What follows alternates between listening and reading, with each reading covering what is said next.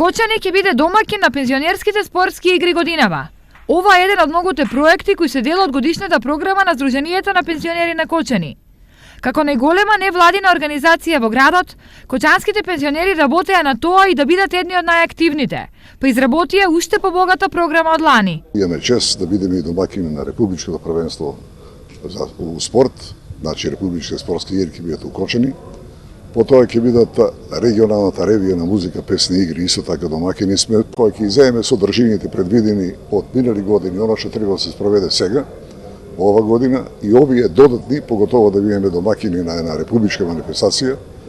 Ја мислам тоа е чест и на град Кочани, чест и на нас како Сдружение на пензионери. Предизборно, освен Сдруженијата, програма за пензионерите прават и политичарите.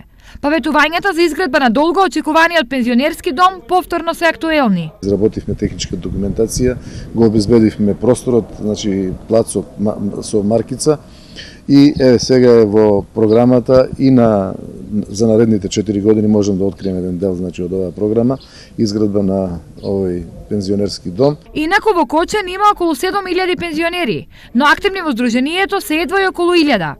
Минатата година 152 биле на бајанско лекување, а 92 биле на викенд одмор и рекреација.